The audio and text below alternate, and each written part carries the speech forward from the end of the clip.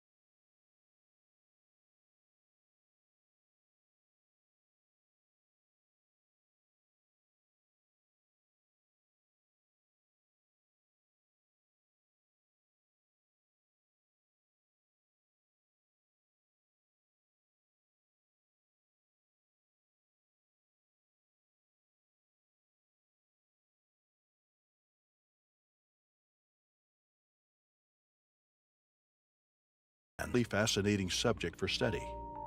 Dr. Sanchez had conducted extensive research on the social behavior and movement patterns of bull sharks.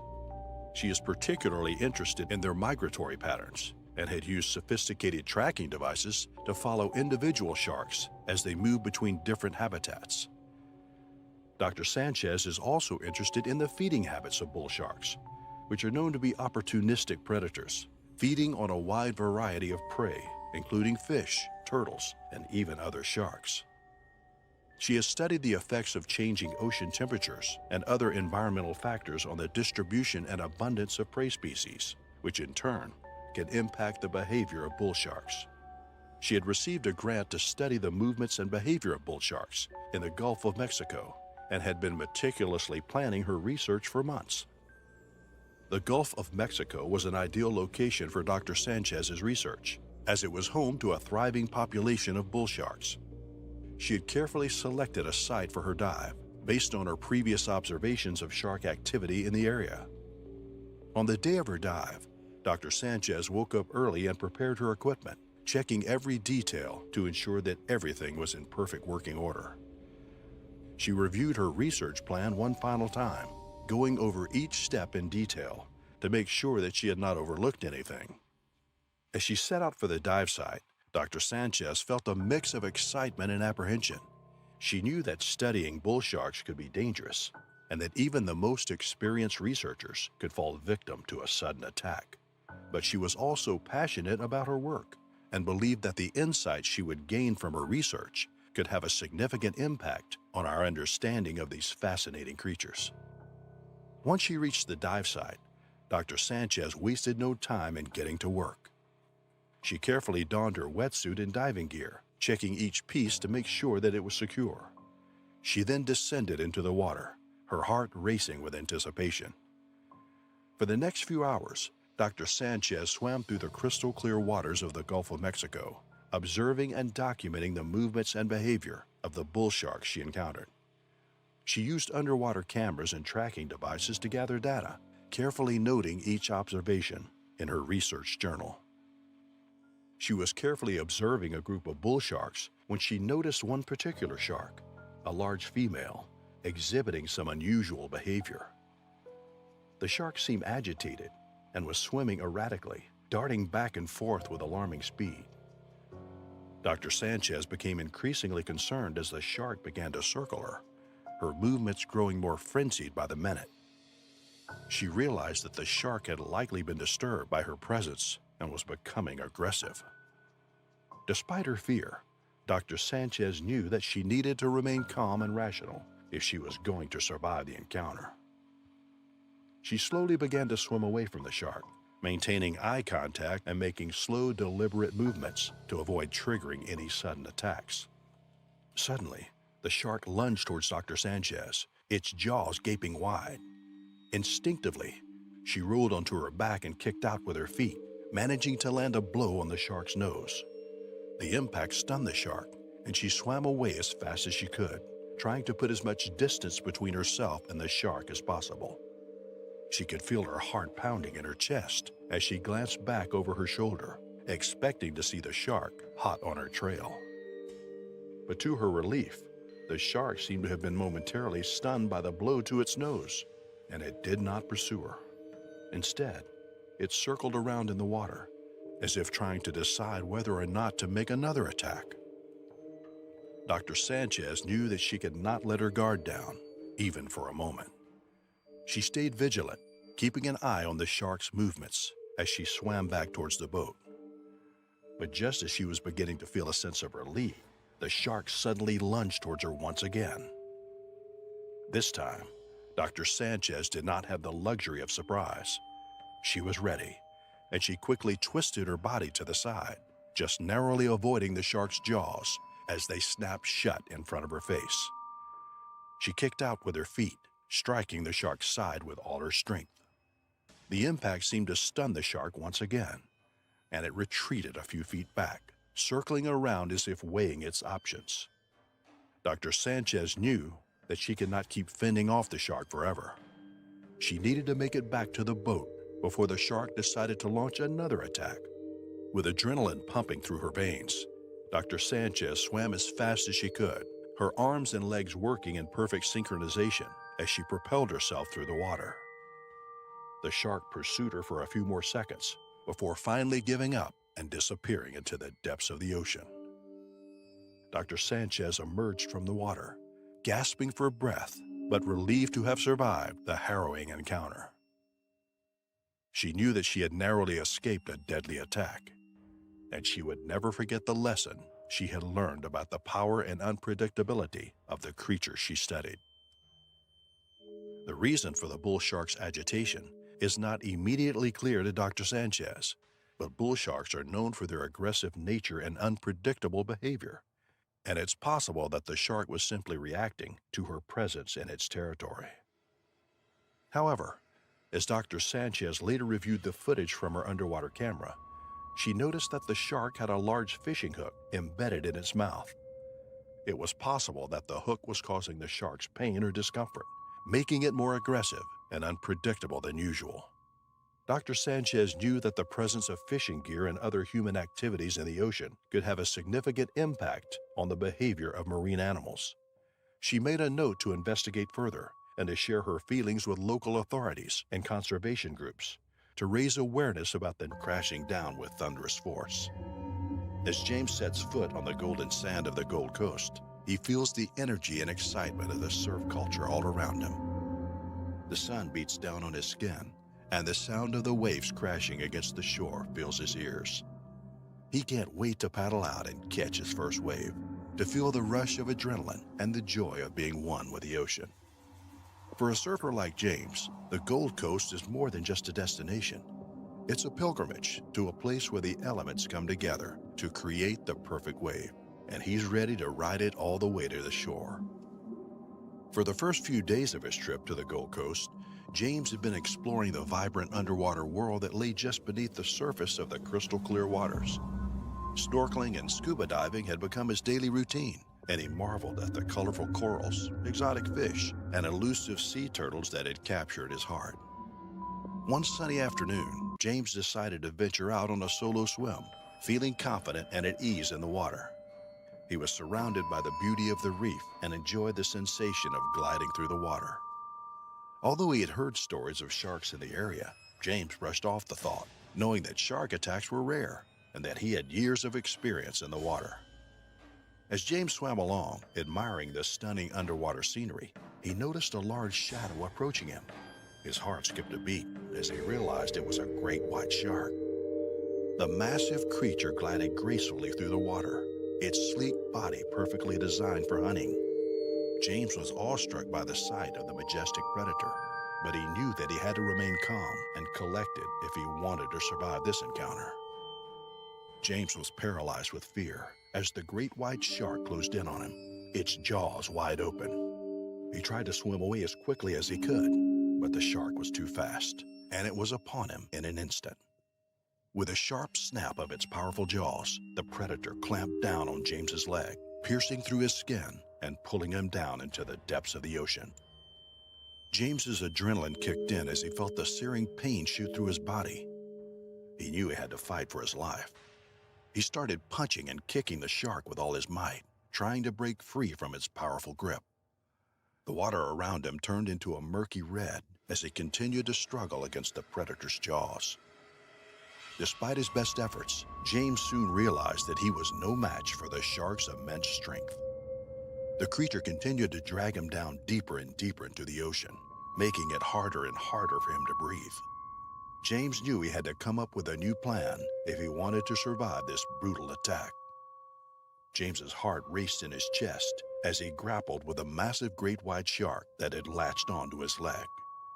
He kicked and thrashed, desperately trying to break free from the predator's vice-like grip.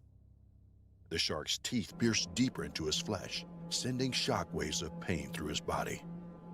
But James refused to succumb to fear. Drawing upon every ounce of survival instincts, he summoned a surge of determination. He jammed his fingers into the shark's eyes, delivering swift and forceful punches to its gills with his free hand. The shark recoiled, loosening its grip on James's leg for a fleeting moment. It was all the opportunity James needed. With a burst of strength, he wriggled and twisted, finally breaking free from the shark's jaws. Blood clouded the water around him, but James didn't have time to dwell on the pain. He kicked upwards with all his might, desperate for a breath of air. The shark pursued him, sensing a chance for another attack, but James was resolute. Flipping onto his back, James delivered a powerful kick to the shark's snout, stunning it momentarily and buying himself precious seconds. He broke the surface of the water, gasping for breath like a man possessed. The pain in his leg was throbbing, but he refused to let it deter him. Summoning every ounce of strength left in his weary body, James swam toward the nearby rocks with renewed determination. He fought against the resistance of the water, fueled by a surge of adrenaline. Finally, with sheer determination and relentless effort, he reached the safety of the shore, dragging his battered body onto the sand. James lay motionless on the sand, his body bleeding profusely. A small crowd gathered, their faces a mix of shock and horror. As James cried out for help, a quick-thinking beachgoer called the paramedics. Brandon would just have to accept that his time in the water would have to be shared with others. But he was lucky enough to find an outcrop of rock that was mostly taken up by snorkelers like himself, and the morning soon turned into an enjoyable experience, away from rowdy teenagers and in good company with other middle-aged swimmers. They spent the first few hours with their heads underwater, even collecting a few mussels along the rock line. Brandon and his new acquaintances cooked them up right there on the beach. After their delicious lunch, a moment to rest, and an extra lather of sunscreen, Brandon and the 14 other divers headed back to the water, just as the waves were pulling into low tide. Leaving even more rock exposed, the shallow outcrop had been thoroughly explored by now, and Brandon was soon heading farther into the surf. Though the water was much deeper here, plenty of boulders rose out to the surface. Brandon could come up, sit on one to catch his breath, and head back down again, moving from one rough boulder to the next, further and further away from the shore. Soon he had no other companions in his vicinity except for the occasional canoe that rowed past. Brandon did not mind. The conversation had been nice, but he did come for some quiet time after all. From out in the sea, a hunter had been gliding closer and closer to the waves, seeking out a lone target that had strayed away from the melee of movement in the shallows. Over 1,000 pounds and 4 meters gracefully prowled the waters, patiently waiting for someone to move out from the herd. The beast had no trouble spotting the lone diver. As the female great white made her way toward Brandon, her back fin broke the surface briefly. A canoeing couple saw it cut through the water for a few seconds before going back down. They shouted their alarm immediately, urging everyone within earshot to get out of the water. The reaction from the other swimmers was immediate, and they scrambled over each other to get out to the sand. Canoes were desperately rowing to the dock, and the snorkelers climbed onto the closest outcrops they could reach. Even Brandon, who was farthest out, heard the commotion and turned his head toward the hollering couple in the canoe. He realized almost instantly what they were warning him about. Without missing a beat, he turned to the shoreline and started pumping his arms as hard as he could cross the distance to safety. But it was too late, and Brandon was too far out. The shark had already locked him into her sight, and she was closing in fast. She could see the figure above her moving fast from the depths, but he was not faster than she was. With all of its monstrous strength and speed, the great white cut through the water. Her massive jaws closed around both of Brandon's legs. The boaters briefly saw the huge gray body as it pulled the man under, leaving only red bubbles and foam in its wake. Brandon did not have a chance to react or yell out. The powerful wrench from beneath had so much force that Brandon's hips dislocated from their sockets. He felt the pop in his abdomen as the bones dislodged from the joint. The salty water swallowed Brandon's scream of terror. The animal's teeth sliced at Brandon as she dragged him down. Suddenly the pull snapped and he was no longer attached to her jaws. Brandon felt a moment of relief. She had let him go. He attempted to kick his legs to get to the surface, but to his horror he realized there was nothing to kick out with. The shark had not let him go. In fact, she had severed both of his legs. The water around him was tainted with his life's blood pouring out into the ocean. Even as the full comprehension of the sure fatality seconds away sank in, Brandon's vision slipped into black. The severing of both of the femoral arteries meant that he bled out in less than 10 seconds.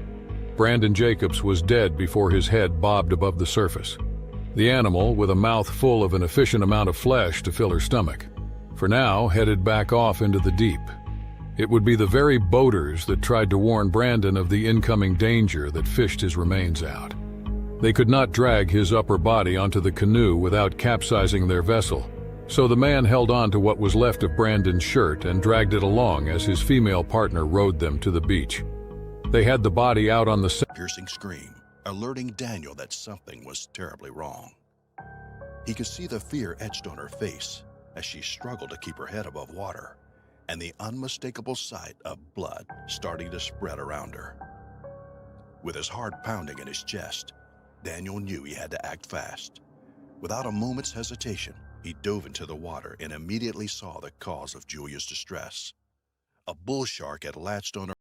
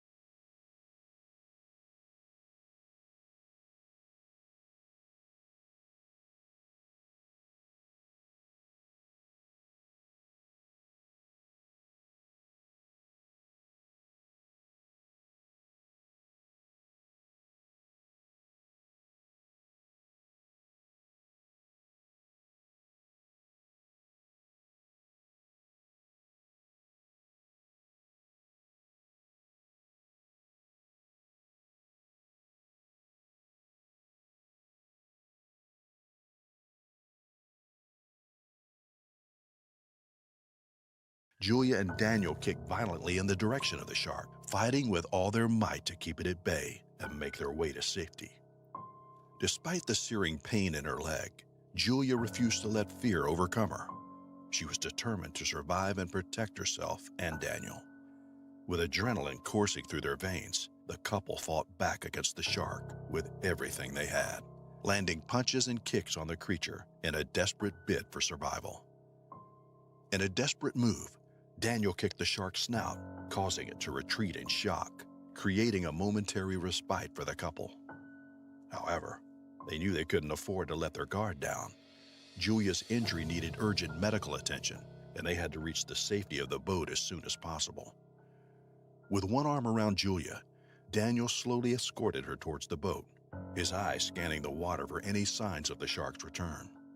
Every second felt like an eternity as they made their way through the water, their hearts pounding with fear and Afraid too, because this was one of his longest tours. His spirit was high, but anticipation had taken its toll. The weather was fine, with the sun blazing and a cool breeze could be felt. Other fishermen were also doing their job. Jack confidently headed forward, relying on his intuition and years of experience as his most significant support. The rhythmic sound of water lapping the canoe accompanied his singing while he caught fish. Jack was pretty happy, having caught around 50 fish in a few hours, setting a personal record.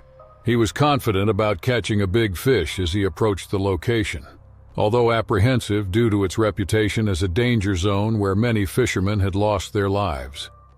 Tales of incidents associated with that place had reached his ears. The water was deeper in this region and the clouds seemed almost overhead. Jack made maximum use of his oars, his fragile hands working more than they were used to. The island was within reach and his optimism soared. He only had a few more meters to cover to reach the shore. Although he desperately wanted to rest, reaching the shore took precedence. He enjoyed his journey and felt proud of himself for coming so far. Little did he know that a dangerous encounter was waiting for him. He didn't even have the slightest notion that he was in the most dangerous area of the sea. When the sun was about to set and the dark clouds gathered ominously in the sky, Jack could sense the change in the atmosphere. He had a fantastic intuition and was habitual in making quick decisions. Jack decided not to go towards the island as there was much danger. The storm was brewing fast, and it appeared like a muddy monster in the air. It was a cyclone. Jack turned his boat back towards the shore. Jack clutched his oars more tightly as the waves grew more frightening by the second. He was being pulled toward the island by the waves incessantly. Jack was putting out his maximum effort to overcome the waves' resistance. Clearly in the path of Mother Nature's fury, the fishermen had to get to safety as soon as possible. The devastating typhoon obscured the horizon. Almost no light entered the eye. Although Jack's canoe was solid and his modifications were keeping him safe, the canoe was still a relatively small boat. In addition, it was helpless in the face of a particularly intense hailstorm. When he thought the storm would be the biggest challenge, nature had other plans. Another test was waiting for him. A monstrous, beast-like shark lurked out of the water. The shark could detect Jack's vulnerable condition and misery. It decided to take the maximum benefit out of it and satisfy its hunger. The shark began to encircle the boat. The boat was half drowned in the water because of the depth, and the water poured into the canoe. The beast-like cyclone had taken its toll too. Jack knew it was difficult to return safely, but wanted to do one last try. He mustered up all his courage and decided to attack the beast. Jack hurried into the boat's cabin to retrieve a large-sized net. However, the shark swam up to the boat before he could get inside. It was unwilling to let Jack live for another second. Jack launched a handful of pebbles at the shark. This irritated it, so it began attacking back. The counterattack was 10 times more dangerous than those tiny pebbles. The shark's powerful bite split the canoe in half, and Jack fell into the water. He tried to hold a piece of his canoe, but before he could reach it, the shark jumped and shattered the part of the canoe he was trying to clutch. Jack was devastated by the sight of his boat sinking beneath the waves. Death was standing there, mocking his impotence. After finishing its meal, the shark dove back into the ocean. Death was in front of him, laughing at his helplessness. The shark ate its concerned about the impact of Nikki's quest to realize a lifetime goal. Nikki finds solace in the smooth, rocking motion of her kayak throughout the night, allowing her to sleep comfortably. Images of scientific achievements merge with the murmuring of the waves in her dreams, whispering tales of old legends.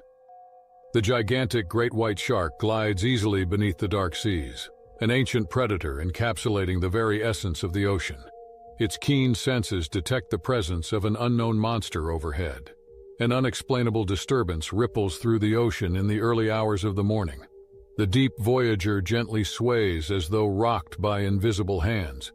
Drew is startled by the strange sensation and hurries to the deck to investigate.